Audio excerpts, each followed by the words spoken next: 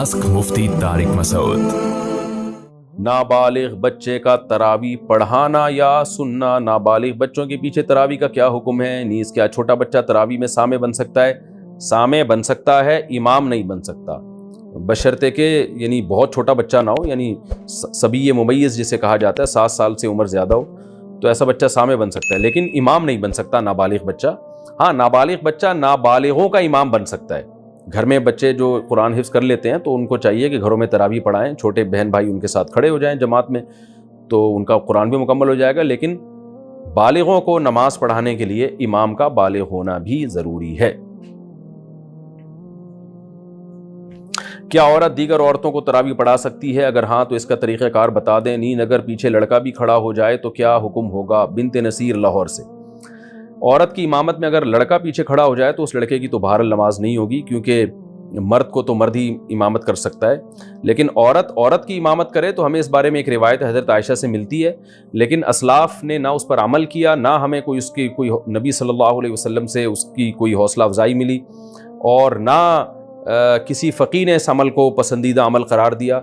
यही वजह है कि खुलफ़ाए राशिदीन के दौर में भी ऐसा नहीं हुआ, बाद में भी ऐसा नहीं हुआ, और हमेशा मर्द ही इमामत करते रहे हैं। तो इसलिए हज़रत आयशा के इस अमल से ये बहरहाल पता चलता है कि अगर कोई औरत ऐसा कर लेगी तो पीछे औरतों की नमाज हो जाएगी, लेकिन ये अमल बहरहाल पसंदीदा है नहीं। दीगर अहादीस को भी अगर हम सामने रख के देखते हैं, कहीं भी ऐसा नहीं मिलता ना कि नबी सल्लल्लाहु अलैहि वसल्लम ने जमात औरतों की करवाई हो इस तरह से कि औरत को हुक्म दिया। मिसाल के तौर पर आप सल्लल्लाहु अलैहि वसल्लम की जमात मस्जिद से निकल जाती तो आप घर में आगे उम्महात को अपने पीछे खड़ा करके खुद नमाज पढ़ाते थे। और ये भी नहीं है कि आप सल्लल्लाहु अलैहि वसल्लम ने ख़वातीन को जब हुक्म दिया ना कि तुम्हारी घर की नमाज मस्जिद से बेहतर है, तो घर में आपने उनको इनफिरादी नमाज का हुक्म दिया है। आप ये कह सकते थे कि घर मस्जिद में जमात पढ़ने से बेहतर है तुम घरों में जमात कर लो, अगर इसकी इजाज़त होती ना, जैसे कि आजकल बहुत से स्कॉलर्स फतवा दे रहे हैं कि औरत को नमाज पढ़ा सकती है। अगर ऐसा होता तो कितने, यानी औरतों को फिर घर में इनफिरादी नमाज का हुक्म थोड़ी होता, बल्कि औरतों को हुक्म दिया जाता कि घर में अपनी जमात करा लें वो, लेकिन हमें कहीं भी नहीं मिलता।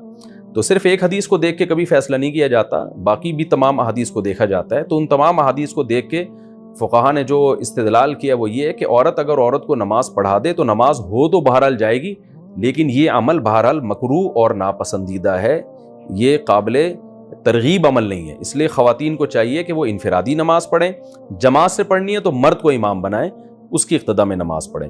और अगर बिलफ़र्ज़ औरत को नमाज पढ़ाती है, मकरूह होने के बावजूद वो कहती नहीं शौक़ है उसको पढ़ाने का, तो फिर ख़वातीन इमाम जो है ना वो सफ़ के बीच में खड़ी होंगी, वो आगे नहीं खड़ी होंगी, क्योंकि नमाज में औरत को बहुत ज़्यादा सिमटने का और पर्दे का हुक्म है, एक्सपोज होने की इजाज़त नहीं है। तो उसमें फिर ये है कि वो ख़वातीन, जैसे हज़रत आयशा के बारे में यही है ना कि ख़वातीन के बीच में थी वो, तो फिर आगे जाने के बजाय जहाँ सफ़ है उसी के बीच में वो औरत खड़ी होकर नमाज़ पढ़ाएगी।